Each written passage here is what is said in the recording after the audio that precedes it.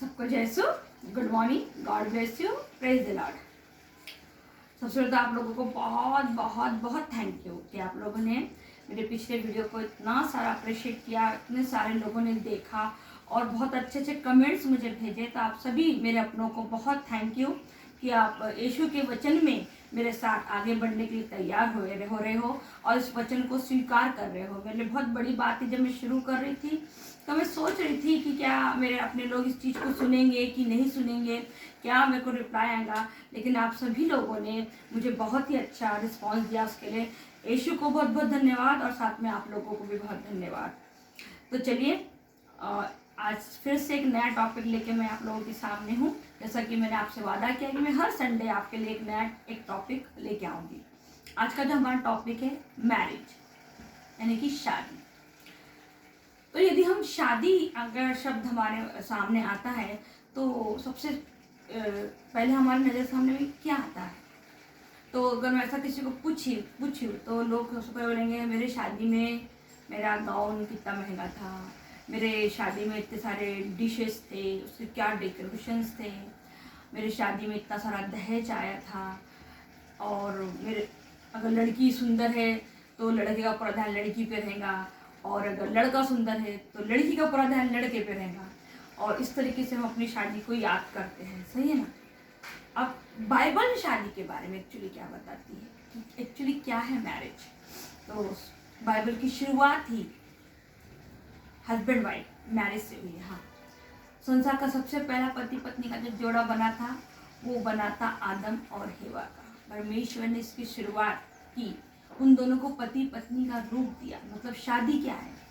शादी पति पत्नी सबसे पहला स्थान किसका है हमारे जीवन में? हाँ, ये हमको बहुत सोचने वाला पॉइंट है। लोगों ने अपनी शादी को, मैंने तो यहाँ तक देखा है कि कुछ लोग शादी के दिन चर्च में आते हैं, उसके बाद फिर कभी चर्च में साथ में दिखते ही नहीं पति पत्नी। पर बच्चे एक हो जाते, दो हो जाते, अकेले चर्च में आते रहते, फिर उनको कभी चर्च आने का समय मिलता ही नहीं। तो जब हमारी शादी होती है तो सर्वप्रथम स्थान जब शादी में हमारे लिए आता है तो वो आता है हमारे स्वर्गीय पिता का, उस पवित्र वेदी का जिसके सामने हम लोग शादी के बंधन में बनते हैं।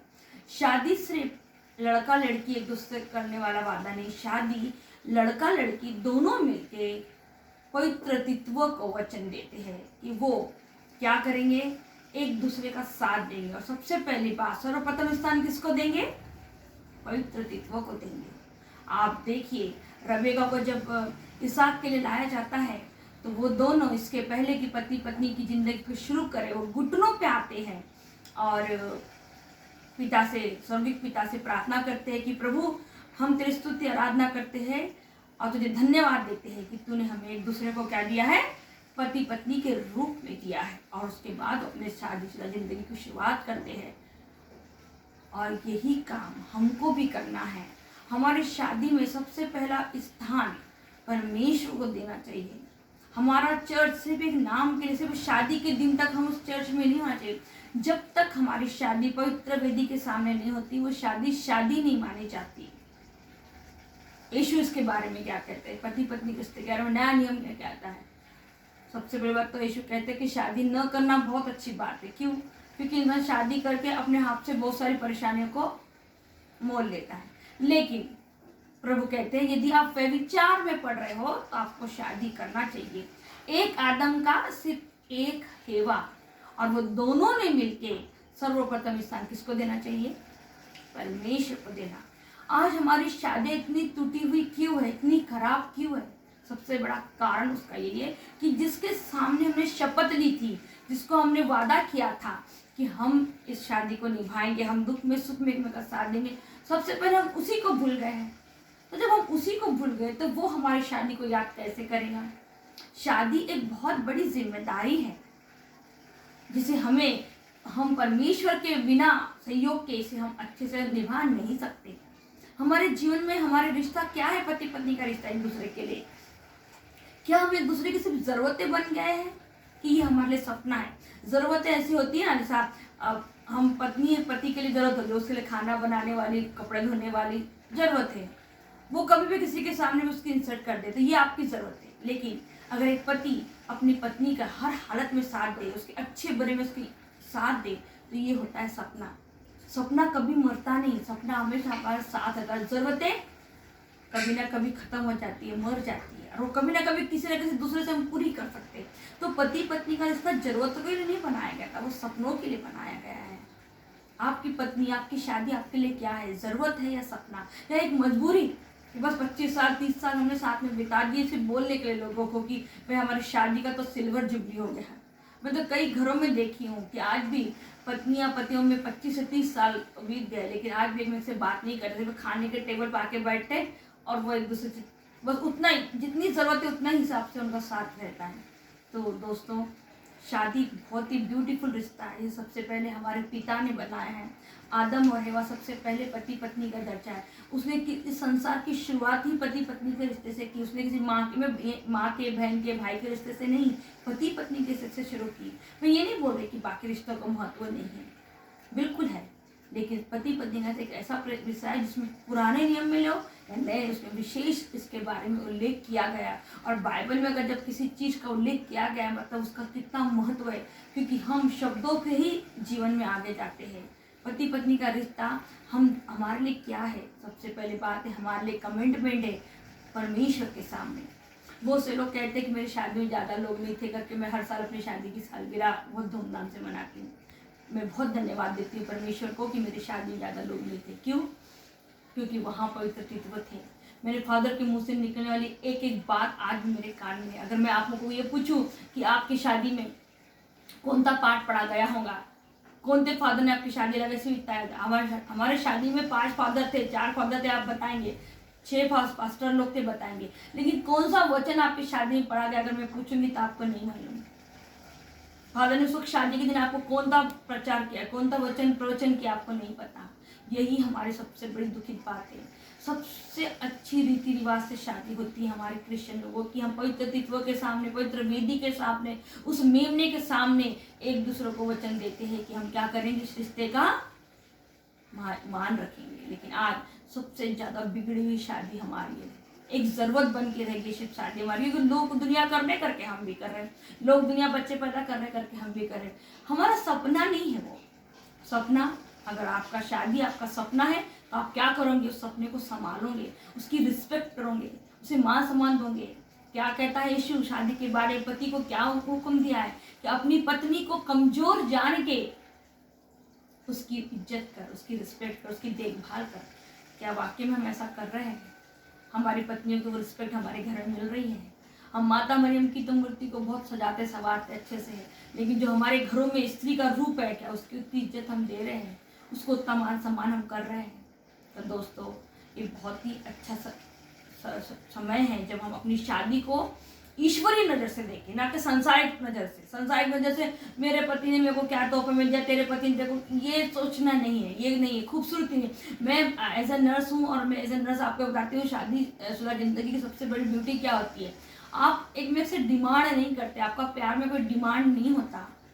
मेरे एक पेशेंट था, मैं उस पेशेंट का मैं नर्स जब थी तो एक हॉस्पिटल में एक पेशेंट थी, एडमिट थी, मुसलमान कपल थे, हस्बैंड वाइफ। मैं मैडम के अगर बारे में बात करूँ, जो लेडीज़ एडमिट थी वो कम से कम 40-50 के ऊपर थे मैडम, लेकिन उनमें एक भी गुण नहीं था। और उनके अगर आप हस्बैंड को अगर आप देखेंगे तो वो उनमें वो गुणों से भरे पड़े थे। पर मैं आपको बताऊँ, उस रिश्ते में इतना प्यार था। वो मैम का जो हम लोग जाते थे स्पंज करने के लिए, सफाई करने के लिए, वो इतने मोटे थे, दांत टूट चुके थे, वो बैठे बैठे सो जाते थे। तो उनके हस्बैंड ने पता है आपको क्या क्या था, सारे रिश्तेदारों को बोला कि ये एक घंटे में इसको कॉल क्या करो क्योंकि ये सो जाती है, कभी भी कोई भी आएगा। वाटर मैनेजमेंट जॉब कर रहा है, खाली पीले आदमी नहीं है, बहुत बड़े पोस्ट पे थे सर। और सबसे बड़ी बात, इतने बड़ा हस्बैंड होने के बावजूद भी उनके पंचिंग करने में जब हम जाते थे उनको नहलाने, तो सर उनको नहलाने देते नहीं थे। मैं बता सकती हूँ उनके सारी चीज़ें, मतलब एक आप समझ जाइए मैं क्या बताना चाहती हूँ। वो चीज़ें वो पति करता था। हम नर्स होने के बाद, और मैं लिटरली बताती थी, मैंने उनके लिए इतनी दुआएं की। मैंने ऐसा कपल देखा, मैंने प्रभु ये है सच्चा प्यार जिसमें कोई डिमांड नहीं है, खूबसूरती नहीं है, कुछ मतलब सांसारिक रूप में कुछ सिर्फ एक दूसरे से प्यार है। और मैम ने सारी बातें मुझे शेयर की, शायद प्रभु की वो योजना होंगी कि मैम ने मुझे बताया मेरे अपने पति के बारे में कि बोला सिस्टर मुझ में कुछ भी अच्छा ही नहीं है, लेकिन ज़रूर मैंने कुछ ऐसे काम किए होंगे जो अल्लाह ने, क्योंकि वो मुसलमान थे, तो अल्लाह ने मुझे इतना अच्छा हस्बैंड दिया है कि वो मेरी इतनी केयर करता है, बता नहीं सकती मैं। और मैं उन दोनों को देख के मैंने प्रभु से उसको प्रार्थना की कि प्रभु मेरा मेरे मिस्टर का प्यार ऐसा ही हो, उसमें डिमांड नहीं हो, हम उसकी सिर्फ ज़रूरत बन के ना रहे, हम सपना बने एक दूसरे का। सिर्फ हमको चाय चाहिए करके पत्नी की याद आ रही है, हमको खाना चाहिए करके पत्नी की याद आ रही है, कपड़े चाहिए करके नहीं। हमारी पत्नी हमारे आंखों के सामने का नूर होना चाहिए, सर्वप्रथम स्थान। वचन कहता है कि आप प्रार्थना करते वक्त सिर्फ थोड़ी देर के लिए अलग हो जाओ, जैसे ही आप ईश्वर की स्तुति आराधना आपका खत्म होता है, पति पत्नी फिर से साथ में रहो। What a beautiful thing Jesus हमको बता रहा है, वचन हमको बता रहा है। लेकिन ऐसा है क्या? आज तो पैसे कमाने के लिए आदमी कहीं और, औरत कहीं और, कितना मतलब हम वचन को अपने जीवन में कहीं अप्लाई नहीं कर रहे, और हम चाहते हैं कि हमको वो स्वर्गिक मुकुट मिले। तो मेरा अंत में फिर से एक आपसे रिक्वेस्ट है कि शादी आपकी तभी सुधर सकती है जब आपका रिश्ता पति पत्नी का परमेश्वर से सुधरेगा। अगर आपने अपना रिश्ता परमेश्वर से सुधार ला तो आपके आने वाली पीढ़ी की क्या है, अच्छे पेड़ से अच्छे फल की पहचान होती है। तो पेड़ मजबूत तब बनेगा जब उसे अच्छी तरीके से परवरिश मिलेगी। तो आप शादी करने का मतलब है आप एक नए जनरेशन को आगे लेके जाने वाले हो। तो उस जनरेशन को आप क्या देने वाले हो? जो दुनिया में वही देने वाले हो या आपका अपना कुछ देने वाले हो? तो जरूरी है इस वक्त हमको सोचना कि क्यों हमारे शादीशुदा जिंदगी इतनी खराब है, क्यों हमारे प्रभु ने बोला कि व्यभिचार ना करे, इसलिए मनुष्य क्या करे, शादी करे। लेकिन या तो शादी के बाद भी व्यक्ति व्यभिचार कर रहा है, तो फिर हमारी शादी सपना कैसे हुई? तो हमारी जरूरत हो गई है कि भाई घर में जाना है, किराना भर देना है और खाना है और सोना है। तो आपकी और मेरी शादी की जरूरत तो नहीं है। मेरी शादी तो बिल्कुल नहीं है। मेरी शादी एक सपना है। हम दोनों एक दूसरे के लिए ड्रीम है। हम एक दूसरे के केयर सिर्फ इसलिए नहीं करते कि हमको एक दूसरे कुछ चाहिए। और ये आप सभी लोग जानते हैं, जितने मेरे परिवार के लोग हैं, डेजमिन और मेरा रिश्ता, रायश और मेरा रिश्ता कैसा है सब जानते हैं। तो ये बहुत बड़ी मजबूरी मतलब बोलो या कमजोरी है हमारे परिवार टूटने की, कि हमारी शादी में से मिसिंग है परमेश्वर। इसीलिए पवित्रता, इसीलिए हम लोग का परिवार टूटा हुआ है। सांसारिक रूप से हम बहुत लोगों को शो ऑफ करते हैं कि हमारा घर बहुत अच्छा है, लेकिन अंदर से हम जानते हैं कि हमारा परिवार में कितना प्यार है, कितना जुड़ा। कारण क्या है? क्योंकि वचन कहता है कि परमेश्वर, मैं हर वचन में हर वीडियो में एक ही बात बोलती हूँ, वो आपकी देह जानता है, अंदर से जानता है कि आपका रिश्ता और आपके पति का रिश्ता कैसा है करके। तो दोस्तों मैं फिर से एक बार कहूँगी, हर रिश्ते के बारे में बाइबल हमें गाइड करती है। बाइबल के बाहर जीवन है ही नहीं। पति पत्नी का रिश्ता हो, कोई भी रिश्ता हो, उस हर एक रिलेशनशिप के बारे में बाइबल हमको टीच करते हुए, मैं फिर बोल रही, बाइबल चमत्कारों के लिए नहीं बनाई गई थी। बाइबल इसलिए नहीं लिखी गई है कि हमारे जीवन में हम सिर्फ यीशु के चमत्कार देखें, बल्कि इसलिए कि हम यीशु के समान अपना चरित्र निर्माण करें।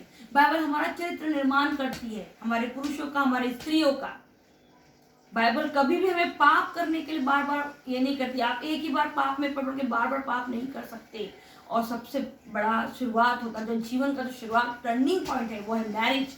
शादी के बाद एक लड़का लड़की अपनी जिम्मेदारी से एक नए समाज की शुरुआत करते। तो वो नया समाज कैसा होना चाहिए? अगर उसमें परमेश्वर नहीं है, उसमें यीशु नहीं, उसमें पवित्र आत्मा नहीं है, तो आपका नया समाज कैसा होगा?